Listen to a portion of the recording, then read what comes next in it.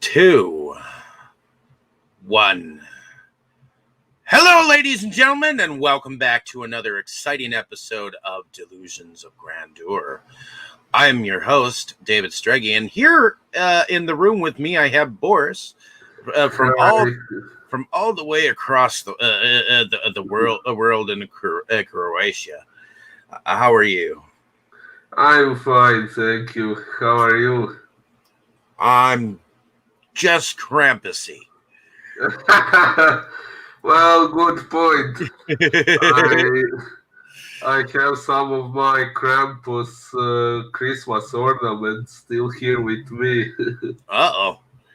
But in any case, I figured we'd go on about a Canadian production by, let's see if I remember correctly. They were the directors of this film were Grant Harvey, Stephen Hoban, and Brett Sullivan. It originally premiered on July 20th, 2015 at the Fantasia International Film Festival, and it had a very limited release in October of 2015, along with a VOD release of the same time. And this is a film that has a series of interwoven stories tied together by a framework story featuring William Shatner as a radio DJ. But let us see what IMDb says about the film. So, interwoven stories that take place on Christmas Eve as told by one festival radio host. A family brings home more than a Christmas tree. A student documentary becomes a living nightmare. A Christmas spirit terrorizes, and Santa slays evil. So, before we get into to our first impressions, let us go into what Jake D. From Arrow in the Head rated the film. He rated the film a 5 out of 10, calling it its overlapping segments uneven, and stating that only the final two segments managed to be memorable. And Brett Gallman from Oh the Horror offered similar criticism, stating that the film would have been better if its segments had played separately. Okay.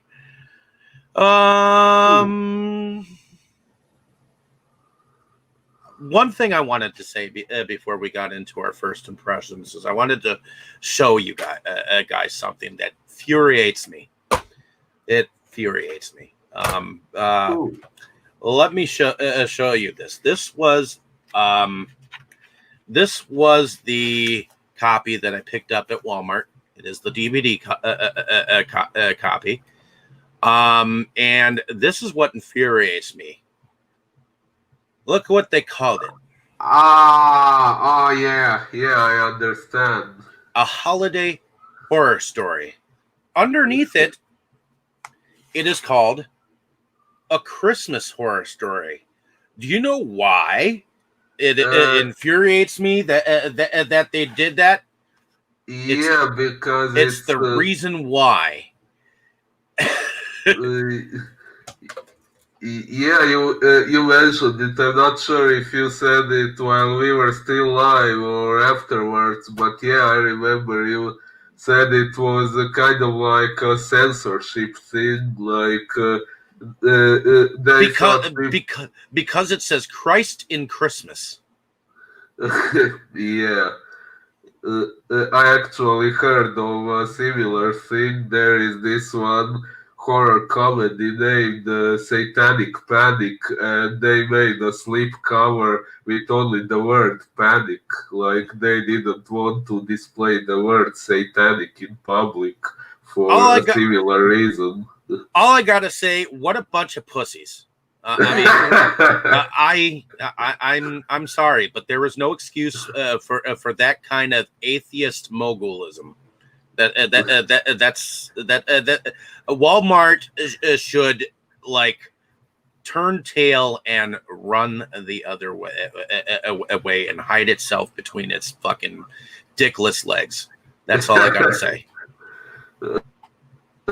I agree. Although what I mentioned about the movie Satanic Panic, I'm not sure if it had to do with Walmart or some other store, but I remember I read a story on Facebook about a slipcover for that movie censoring the title, pretty much like what you have just described. Well, Uh, there was one other film, if I can eventually uncover it for us so that we can watch it eventually. That they did it that way, where they were just afraid to show the title. They weren't afraid to put it on the actual, you know, the actual the actual, what is it? They hid it behind the slipcover. Sneaky, but a way of stepping, proudly displaying the title. yeah. It was a dick move, and I'm sorry, I had to say something about it. It just annoyed the hell out of me at the time, and I think it annoyed a lot of people at that point in time. I agree completely. I personally really hate censorship in any and all forms. I I don't approve of anything being censored. If it is what it is, then either let it be what it is or leave it alone. If Well, you don't yeah, like it, you don't have to look at it. if you see a bush from a pussy, show it. If you see some tits, show the damn things hanging or banging in the wind. Yeah.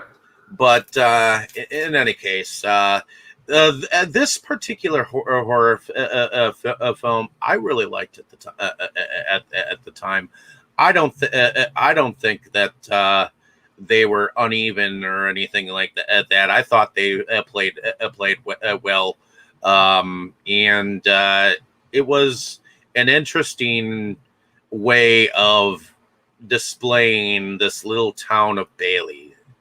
What did you think of the film? Well, I do think it was interesting. Now, what they said about the stories being uneven, well, maybe some are more memorable than others, but oh well, that's kind of what happens with anthologies. Some parts will always be more interesting than some other ones.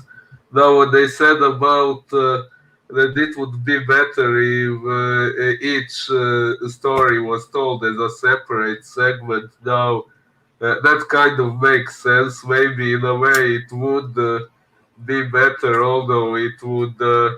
There is one thing that would be kind of ruined if they had done that. Like throughout the story, we have this radio host who keeps mentioning disturbance at the mall, and if they had told each segment individually, then there would be no mystery and shocking plot twist about that. So I think it's okay the way it is after all. I think so too. I mean, I think that William Shatner, with the script that he was given, did the best that he could do at that given point in time, and he was there to hold the Christmas spirit, no matter how bad things were going down. I mean, I liked how that was interwoven into the whole mix. But let us let us go into what a little bit of more of the plot.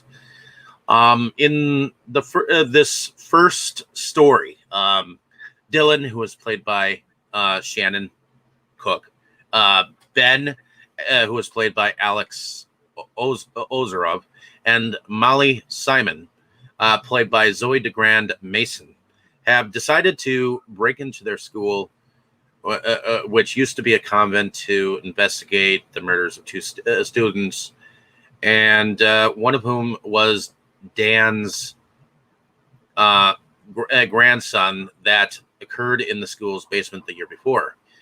Um, their friend Caprice, Amy Forsyth, played by Amy Forsyth, was supposed to go, but she instead has to go with her parents out of town. And the three of them end up getting locked in the basement. Molly becomes possessed after witnessing a bloody ghost, played by Jessica Clement, and tries to seduce Dylan. When he refuses her, Molly kills him. Molly successfully seduces Ben, and after the act is finished, the ghost leaves Molly's body. Upon awaking, Molly reveals that the ghost was actually a pregnant teenager named Grace, who died when the school was a convent after the nuns gave her a gruesome abortion. The ghost is only interested in having someone give birth to her child, and if they refuse, they are murdered, explaining last year's deaths. Despite having successfully gotten Molly pregnant, the ghost sees Ben holding a weapon, which is viewed as a threat, and the ghost kills him. The ghost then unlocks the door and allows Molly to leave. So, what do you think about this first story? Well, I would say maybe that story was the scariest one because, from what I remember, that was the one that contained all the jump scares, or at least the majority of them. From what I remember, it really startled me a few times throughout the movie. And as far as the story goes, it was okay, but I guess it's a rather stereotypical ghost story. I wouldn't say there is much in it that we haven't already seen in other movies, but it was still okay, although maybe some other stories in the anthology were really more memorable.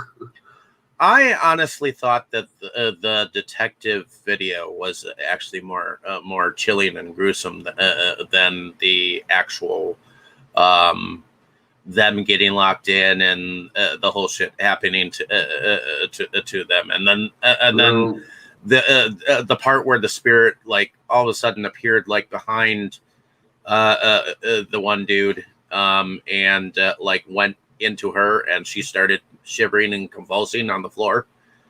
That part was kind of unnerving. Yeah, well, those were the jump scares that I mentioned, especially the one in the detective's video, as you mentioned. But so the second story involves that same detective who was actually singing by the end of that detective video. Who is Scott Peters, who's played by Adrian Holmes, and he's a police officer who worked on the like I said, he on that murder case of the two students, but he had to take a leave from the force due to the trauma of it. So on this Christmas Eve, him and his wife, well, he convinces his family to go into the woods, which was owned by Big Earl, who was played by Alan C. Peterson, to chop down a Christmas tree for their home. Yeah. During that past the no trespassers zone, they end up losing their son on their way back from cutting the right tree, and they end up finding him in the hole of a tree and bringing it home. Well, whatever it isn't their son. So, what do you think? What do you think about this segment of the anthology? Well, actually, this is one of the more interesting ones to me personally. There are actually quite several things I would like to point out here that one could actually learn from this story. For example, I like the fact that there is this scene where the mother character receives a phone call where the guy from the woods is trying to warn her that the entity that she has at home, which she believes is her son, is actually a changeling, and then she just cuts him short. She hangs up on him. She doesn't want to listen to him. I must say that's something that I really hate when real life people do that, when someone wants to tell them something and they refuse to listen. That's something that really annoys the hell out of me when someone does that. And I really like the fact that in this movie we find out that it's not a good idea to do that, because if she had paid attention to the man's words on time, maybe she would have taken the changeling back to the forest before it was too late, and maybe she would have saved her husband. So There's a lot yeah. of maybes in your paragraph there. Well, But yeah, but I mean, it shows that it's not a good idea not to listen to someone who wants to tell you something important.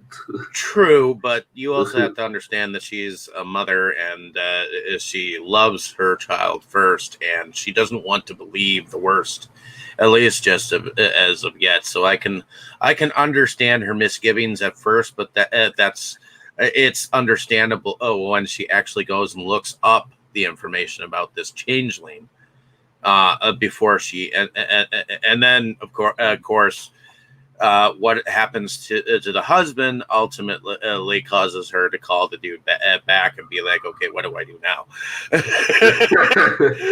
Yeah, and as far as I have to do what? Where? When? I mean, yeah. she really had to go through a lot just to get that thing back to that forest. and Indeed.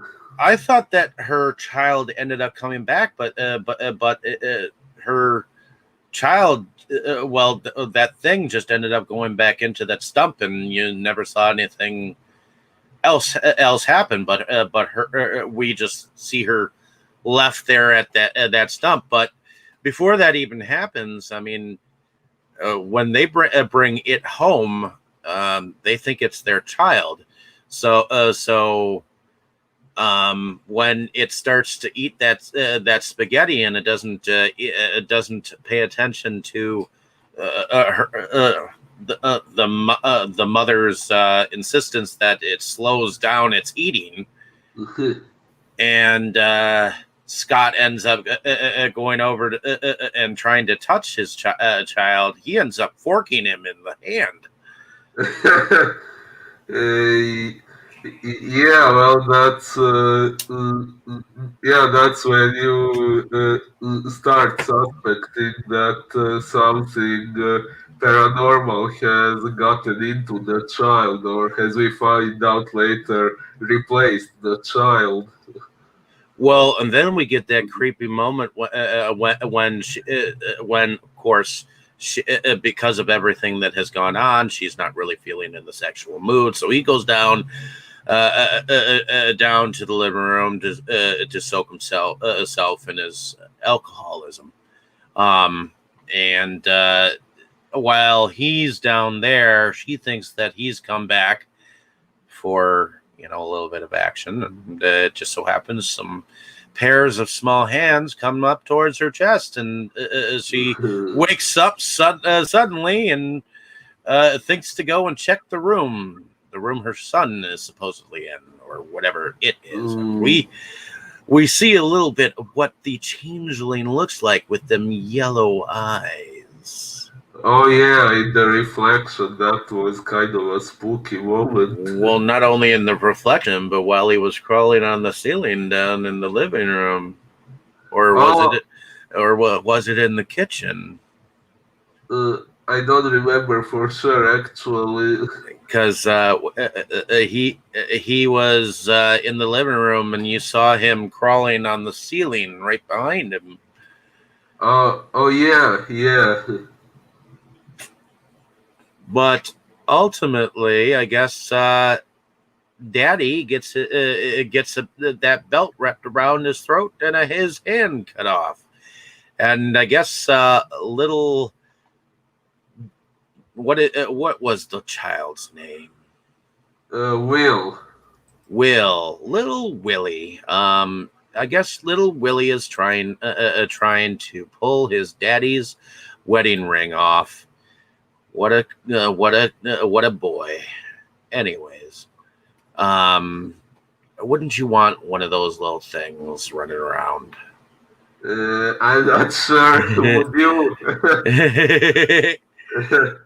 I'm not sure I would like that kind of child running around. No. But in any case, she ends up having to take a baseball bat to this thing a couple of times to bag him up and drag him back to the wooded area. What did you think about the moment when she met Big Earl? Well, I was actually surprised that she even managed to get there because there was all the talk that the changeling mustn't suspect her intentions, that she should trick it into going to the forest with her, yet she ended up knocking it unconscious with a baseball bat and everything. So, and she had to use violence. In the end, I kind of thought it would backfire on her somehow, but apparently it was resolved pretty well, although the old guy got killed, unfortunately. Uh, but yeah, I find the ending of that story interesting because apparently she gets the child back, but there are multiple of those changelings running around, and in the end, we don't have any proof that this child she gets back is not actually another changeling. It's kind of left up to interpretation, I think. Meanwhile, the third story, which is kind of like the second story, because it's like it interchanges these stories. The third story is where Caprice, who again she's played by Amy Forsyth, and her younger brother Duncan, who is played by Percy Hines White.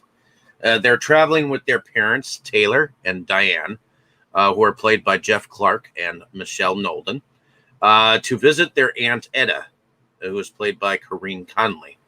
And during their visit there, Ada tells them about the mythological creature Krampus, who is played by Robert Archer. Archer, let's see, which frightens Caprice, especially after Duncan purposely destroys a Krampus figurine in an attempt to irritate Edda's caretaker, Gerart, who was played by Julian Richings, which, if you don't know who Julian Richings is, oftentimes he showed up on Supernatural as Death, and he also had an appearing performance on Stephen King's Kingdom Hospital, which was a miniseries that was on TV for a time, which was based off of another UK series called The Kingdom. So, but in any case, their parents end up deciding to take the children home at Edda's insistence, but on the way they get into a car accident, forcing them to walk, aware that they are being hunted by Krampus. Because they acted badly, the family members take refuge in a church, where they attempt to confess their sins and believe that Krampus will leave them if they do so. However, they are picked off one by one until only Caprice remains. Caprice manages to flee to Aunt Edda's house. She is successful in killing Krampus, who transforms into Gerard. It is revealed that he transformed into Krampus due to his anger over the family's actions, and Edda was fully aware that this would happen. Furious, Caprice's anger causes her to transform into Krampus herself, and she attacks her Aunt Edda. What did you think about that whole story? I liked that one quite a bit. I think it had pretty well fleshed out characters and some rather interesting plot twists. For example, you don't really expect it. You don't really expect the little boy Duncan to be revealed as a psychopath who had killed some family pets. That was a little bit of a Damien, isn't he? Supposedly. Yeah. Although Damien didn't Which kill any animal, spoiler alert, ladies and gentlemen, if you don't already know that. Oh yeah. Yeah. And also, the so-called scientific job that Daddy has is no longer, and apparently they're in foreclosure. And evidently, he's going to jail. Merry Christmas, everyone. Yeah, there is one message that this segment conveys that, as we see, when they are all at the church and they start confessing their sins and they expect to be saved because of that, but they are not saved, which is kind of a good metaphor for people who are religious and think that they can do whatever they want and it will be okay as soon as they confess it at the church. Well, no, you are responsible for what you do. Although one issue I have with this story is that if I remember correctly, we never found out what the mother character supposedly did wrong, yet she gets killed as well. Well, she, I guess, she tried to kill Krampus, and I guess that was a no-no. But other than that, and stealing some alcohol at Aunt Edda's place, or maybe it's just that she just didn't have the Christmas family spirit where hubby was concerned, because hubby, meaning Daddy, was trying to have a Christmas bonding a vacation or some shit. Shit. He was trying to be the happy family, and they just weren't. And I guess at the end, when she said, "I thought that you were just didn't care about me anymore," and that's why she was always arguing with him. So I guess, but.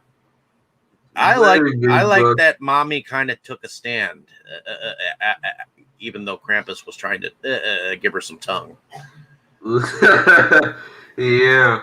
Well, you mentioned something about stealing alcohol. From what I remember, wasn't it Caprice who was stealing and confessed to be a kleptomaniac? From what I remember. Well, she stole a lighter from her Aunt Edna's, and she actually just steals like little shit, and she thought it wasn't really a big thing.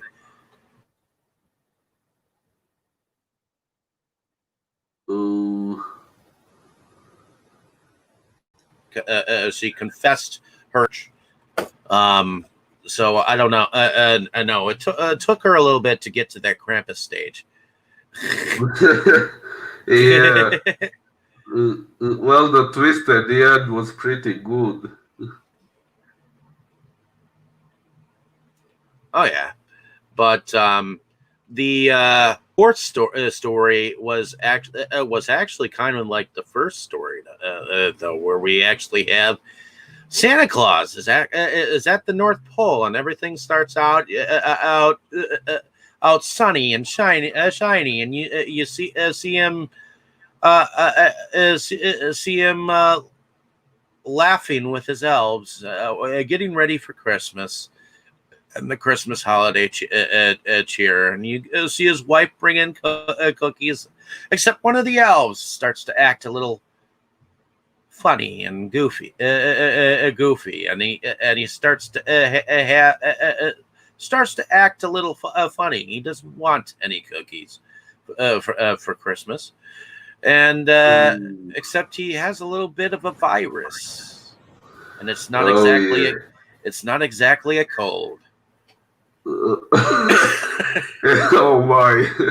Yeah, and since it's from 2015, it's also not what it makes all of us think about these days. Only 5 years earlier?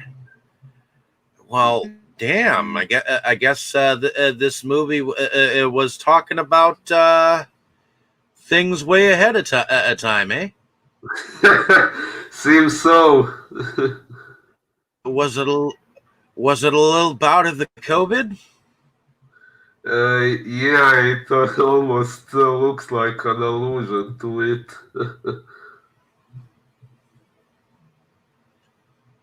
But in any case, ultimately, I guess Santa Claus ends up having to go to war with his little helpers, and it gets a little gruesome here at Santa's workshop.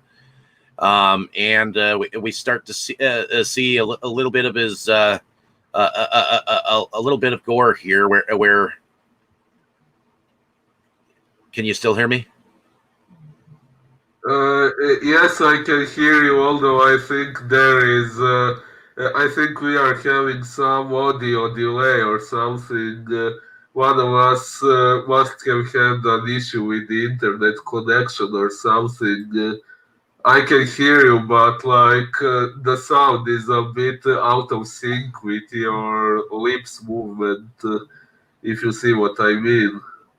Ah, yeah, I see what you mean, but I'm also having some kind of a visual here, so I'll just plow on through with my audio here so that we can maybe get back to normal. But in any case, what what we end up having here is kind of a Christmas slaughter with these Oh, elves. I mean, you get some elves who get like part of their heads cut off, get their entire heads cut off, and you get body parts all over the place. I mean, it's not exactly reindeer sausage you see laying around, but yeah.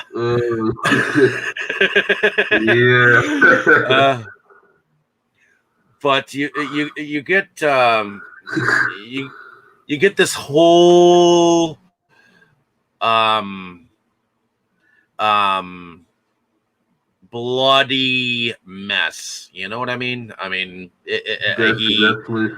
he takes his staff and he just starts slicing and dicing. What do you think about that staff of his that he's got?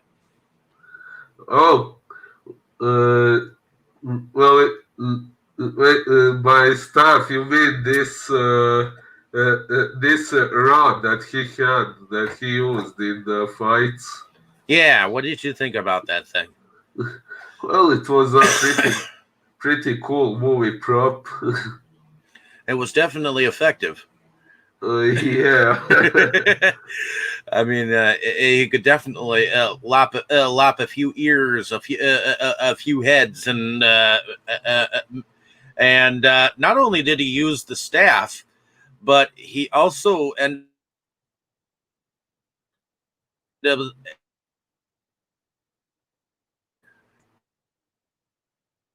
another elf skull. I mean, he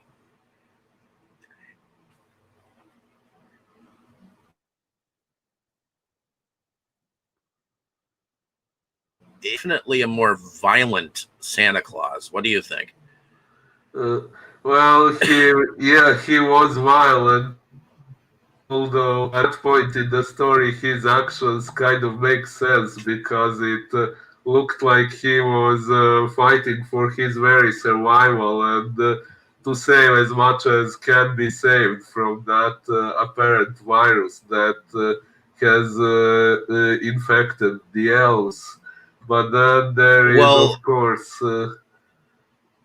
and all throughout the whole thing, he thought it was Krampus who was,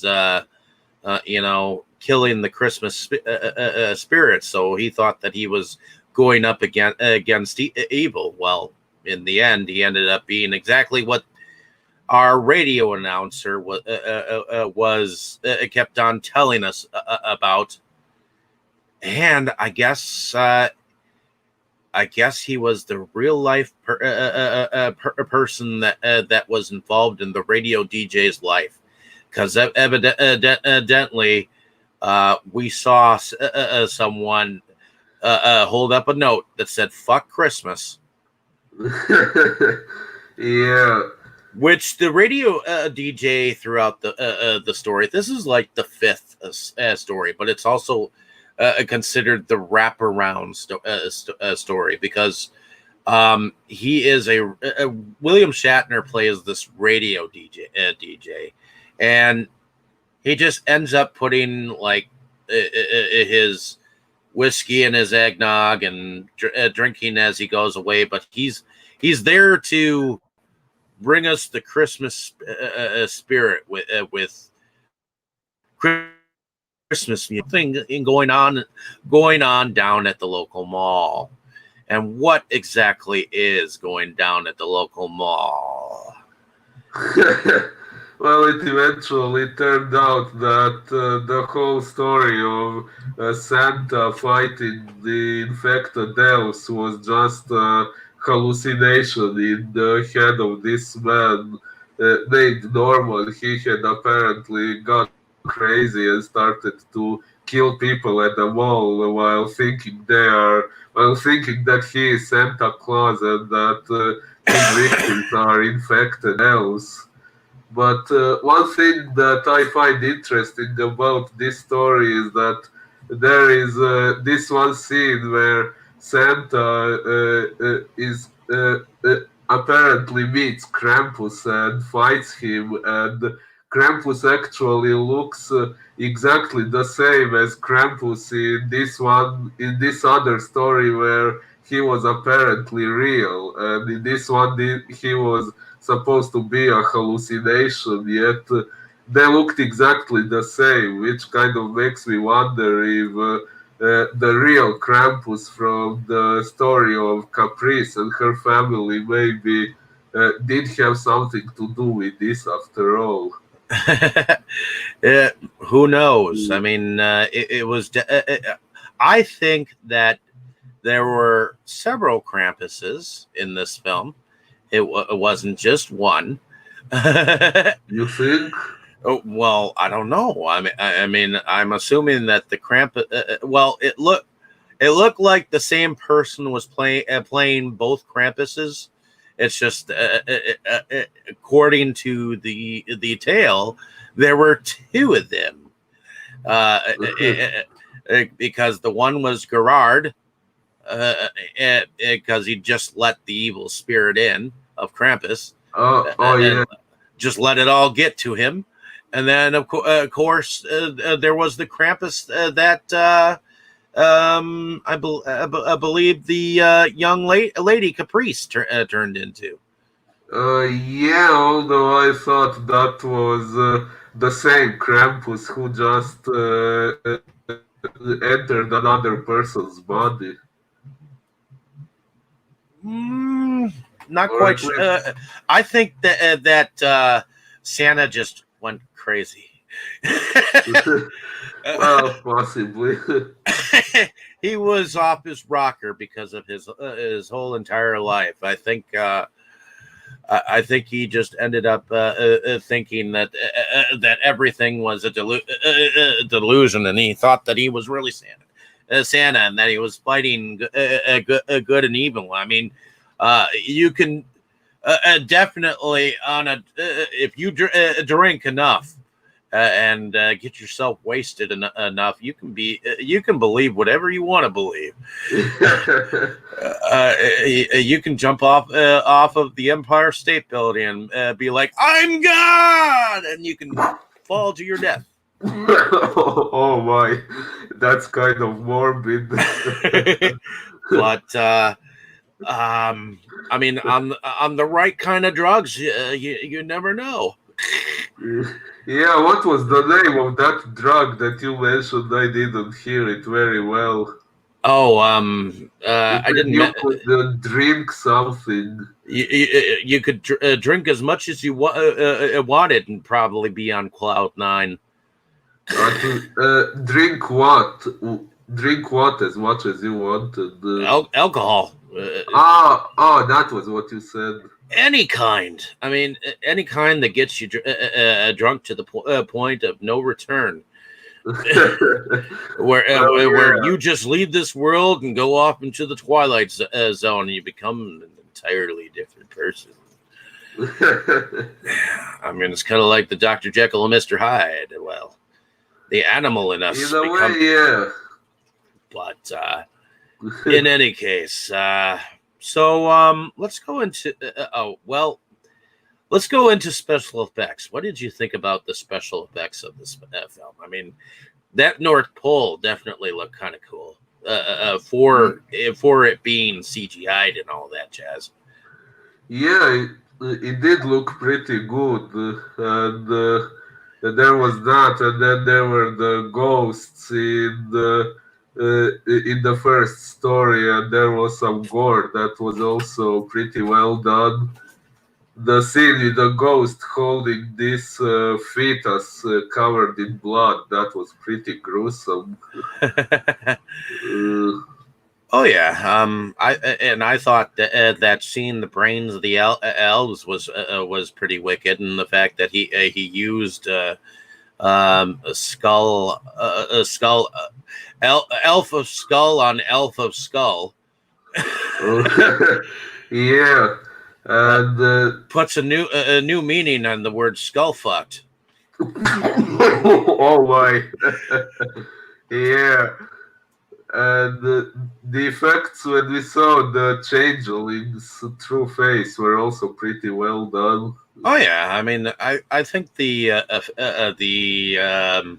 way that they made whatever mask for the particular changeling character, that was kind of cool, and the fact that they had the presence of the other changelings in the woods.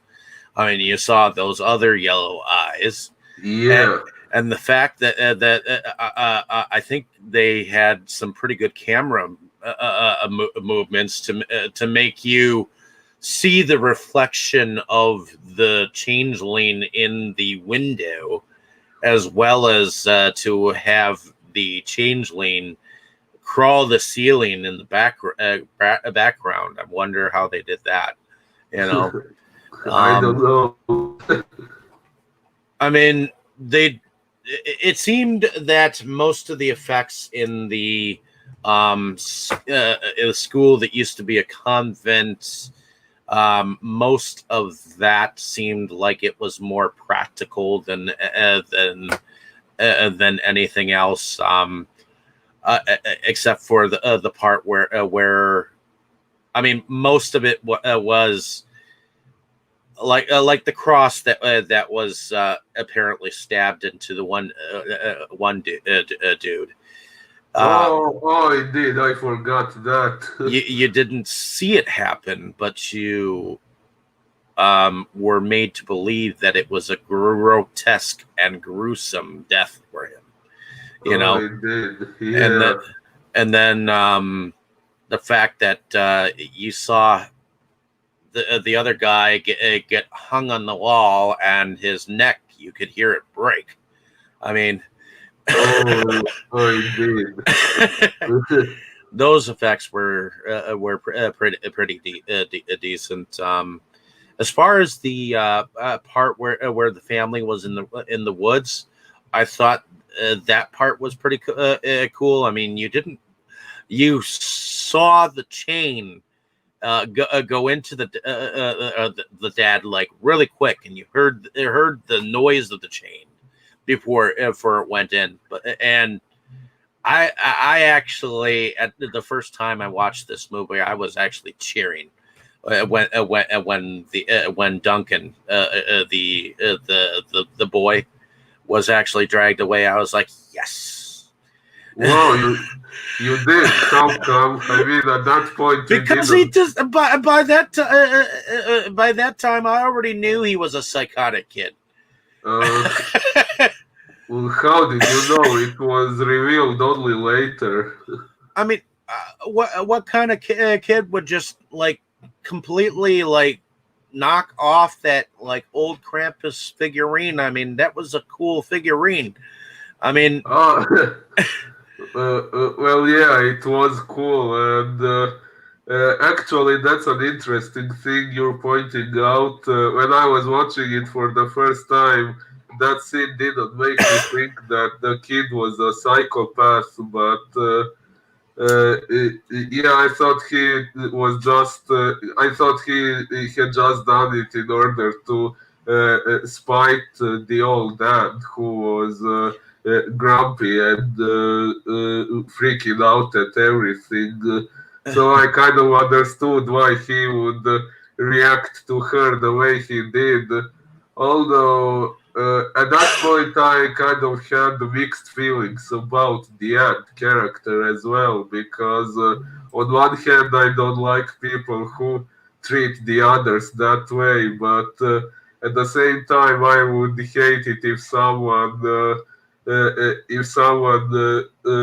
put my precious possessions at the risk of getting destroyed. So uh, and as far as the music goes, they had a really cool punk themed version of "Deck the Halls" at the end of the film. But the opening theme, and I think they kind of closed with this. What yeah. was written by Alex Kaskin, and I guess it's called "It's Christmas Eve." That was a really cool musical number because it kind of had like a Carol of the Bells kind of a thing going on. Yeah, the melody of that song sounds familiar. I heard it in some other movies. Maybe it was even in Home Alone, if I remember correctly. Not sure. But this felt like a more horror adaptation of the song, which was quite interesting. Well, I'm wondering if it showed up in any other film besides this. Checking it out. Well, Uh, not with lyrics, but I'm pretty sure I okay. did hear the melody somewhere else. And I think it was in Home Alone, but I'm not sure.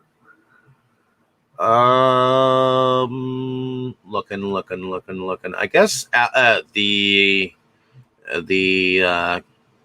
person Alex Kaskin. He's evidently had a lot to do with a lot of musical in the music department. I guess he's got 374 credits. Wow. I guess recently he was the composer for The Hard Way. But I guess these are TV series. He's part of Hollywood Medium, Black Ink Cruise, Chicago, The Curse of Oak Island, The Dead Files, Ink Master, Bar Rescue, American Idol, Hometown Homicide, Homicide Hunter, Lieutenant Joe Kenda, Food Unwrapped, For My Man, Warsaw Shore 3, Cartel Crew, Tiny House Nation, Adam Ruins Everything, Outback Truckers, Pawn Stars, The Dude Perfect Show, The Vet Life, Grave Mysteries, Drunk History, Cardinal, Buying and Selling, Murder Chose Me, Married to Medicine, The Coroner, I Speak for the Dead, Follow This, Claimed and Shamed, Vice News Tonight, Mysteries at the Museum, Paradise Hotel, Animal Park, Phil Spencer's Stately Homes, Primal Instinct, Byers, Boot Camp, and Scott McGilvray. Murder Calls, Paradise Hotel Again. James Cameron's story of science fiction, Ancient Aliens. Jose Mota Presenta, Property Brothers, Forged in Fire, The Yorkshire Vet, The Daily Show, Rocky Mountain Railroad, Evil Stepmothers, American Greed, Hughes Wild West, The Book of John Gray, Bizarre Foods, and Andrew Zimmerman. Hunting Hitler, Killing Fields, Catfish, the TV show, Kirsty and Phil's Love It or List It, Bizarre Foods, Delicious Destinations, Finding Escobar's Millions. Wow. That's a lot. Hometown, Snapped Killer Couples, Counterfeit Cat, Motive to Murder, Drain Alcatraz, Canada's Worst Driver, Secret History of Comics, Evil Things, Snapped, Give, I Am War, The Disappearance of Maura Murray, A User's Guide to Cheating Death, Bad Blood, My Kitchen Rules, UK, My Crazy Ex, Deadly Women, Marrying Mom and Dad, Nazi Megastructures, Hitler's Railway of Death, Southern Charm, Gunny Time, and Arlie Ermey, Alone, True Life, Loaded, American Grit, Marriage Boot Camp Reality Stars, Motives and Murders, Cracking the Case, Drain the Sunken Pirates City, a TV movie documentary. He was the composer and some additional music. Guilt-Free Zone, Bound by Blood 2, Black Widows, Bad Girls Club, Tougher Than It Looks, Southern Charm, Chuck and Danny's Road Trip, Hidden in India, True North Calling, The Kyle Files, My Kitchen Rules, The Detectives Club, New Orleans, Salvage Hunters, Counting Cars, Call Me King, The Big Life Fix with Simon Reeve, Workaholics, Atlantis Rising, Magic Money, The Bitcoin Revolution, Fatal Attraction, Vice Essentials Canada, Taboo, Escandalos, Todo es real excepto sus nombres, Sin City ER, Too Cute, Truth is Stranger Than Florida, 12 Deadly Days, A Pentatonics Christmas Special, Food Factory, Christmas in Rockefeller Center, Dancing with the Stars, Nowhere to Hide, Evil Kid, Every Christmas Has a Story, a TV movie. He was a composer of additional music for that. Gangland Undercover, Nightmare Next Door, Love It or List It, Vancouver, Victorian Slum House, Dual Survival, Santa Barbara, Milton's Secret, Colleen Stan, The Girl in the Box, Billy the Exterminator, Sing It On, Women in Prison, I Almost Got Away with It, Got to Get Home to Mother, Rich Kids of Beverly Hill, America's Got Talent, Barging Round Britain, 2020, Nazi Mega Weapons, My Haunted House, Angry Planet, Mission Critical, Income Property, Made in Chelsea, House of Darkness, a TV movie. Composer of additional music. Rear Grillis, Mission Survive, Car SOS, Ghost Asylum, Britain's Horror Homes, House of Horrors, Kidnapped, Baggage Battles, Steve Backshell's Extreme Mountain Challenge, Killer Post, My Blind Brother, incidental music. American Restoration, Say Yes to the Dress, Atlanta. Murder Book, Say Yes to the Dress, Canada. Watch What Happens Live, My Kitchen Rules, again in 2016. All American Makers, Griff's Great Britain, Criminals at Work, Empire of the SARS, and the list goes on. Dog Nation. Oh, he was the composer for additional music in Hell House, LLC. we'll have to watch that eventually. I like that found on footage film. Oh, cool. Let's see. I'll see if there's anything else. Blood and Gory, The Civil War in Color. And so, Loaded. I guess that's a movie from 2015. Just looking at the movies. Quest for Gold TV documentary. House of Manson in 2014. Let's see. 60 Seconds to Sell, Dates from Hell, The Candy Show, Female Expose, Dead Sea, Little Ken's, The Games, Codes and Conspiracy, Amish Mafia, Sit and Be Fit, Body Shockers, a TV series documentary, Torbox, Medieval Lives, Birth, Marriage, and Death. He's got a lot. Definitely. Let's see. He's definitely busy. Oh, here are some The Christmas Pageant, a TV movie. Let's see, Planet Echo, Gangland. Let's see, Flashpoint, House of Horrors, a TV documentary, 4 episodes. And I guess he started out as a musician for something called Nostradamus. Oh, it was a action adventure sci-fi movie in 2000. Ooh. So, other than that, favorite scenes. Let's do favorite scenes. What would have been your favorite scene? Well, I guess I would have to go with the scenes where the plot twists were revealed. The scene when Caprice turns into Krampus is pretty good, Okay. and I also kind of liked the confession scene, although it ended rather badly. Okay. My favorite scene is when Santa Claus takes the skull of another elf and crushes the skull of another elf with it. Oh, well, yeah, I do see why. I have not seen that in any Christmas movies, so I think that was actually pretty gruesome. Yeah, I The haven't seen it the either.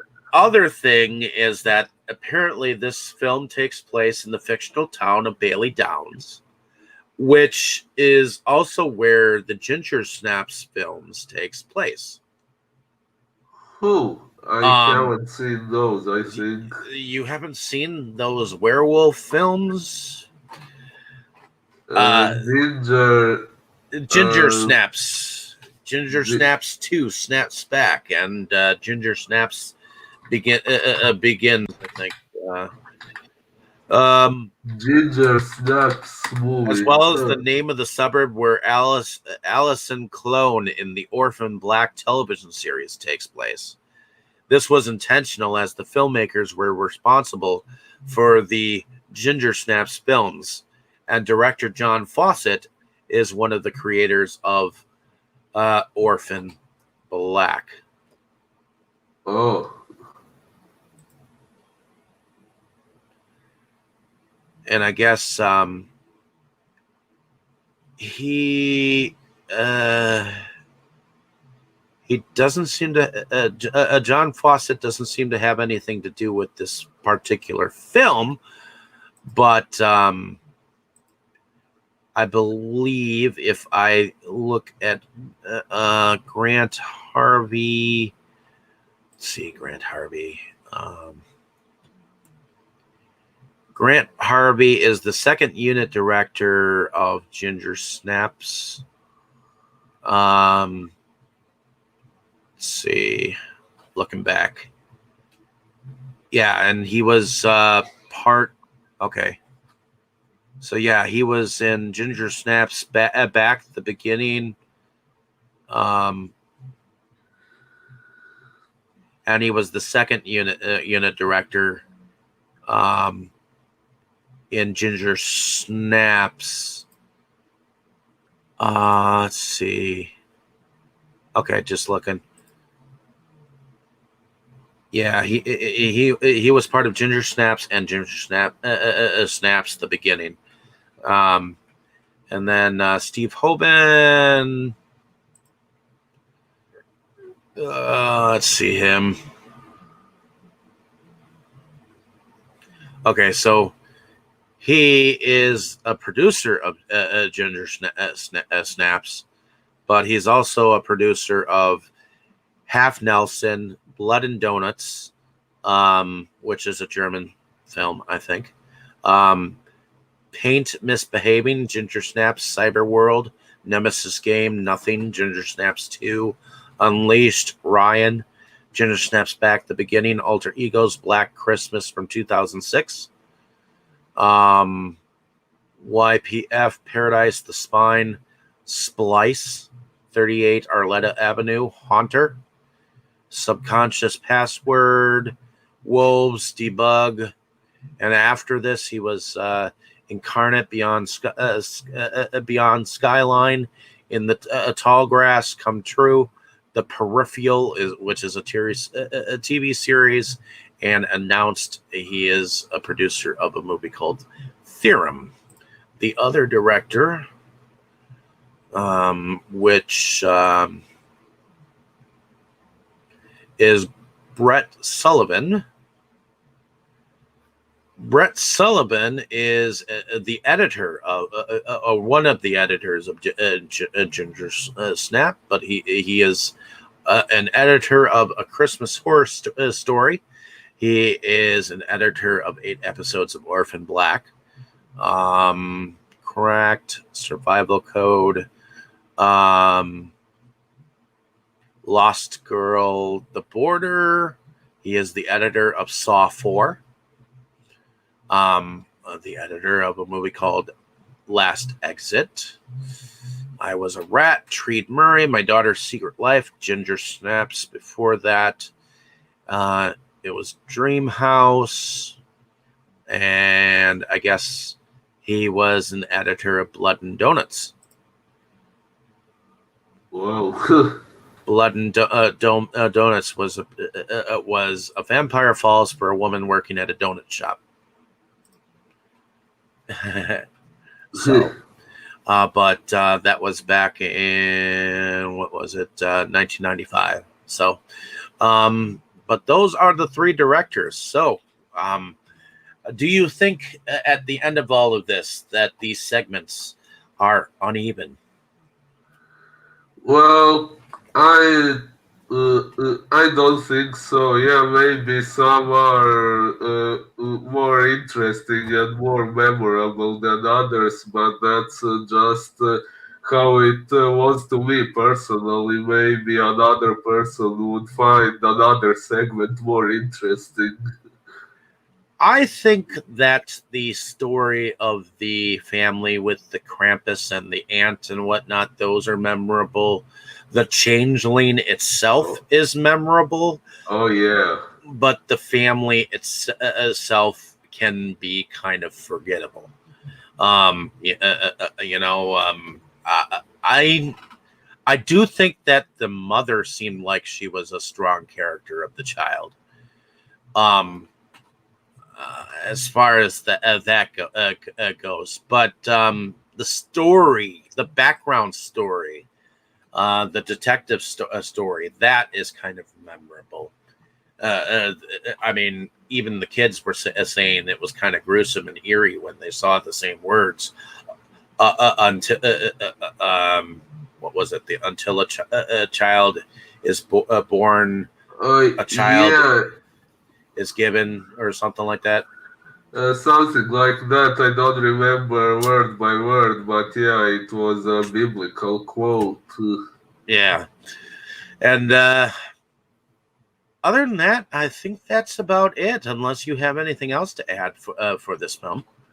Uh, I don't think so. I think I have elaborated on everything I was going to say.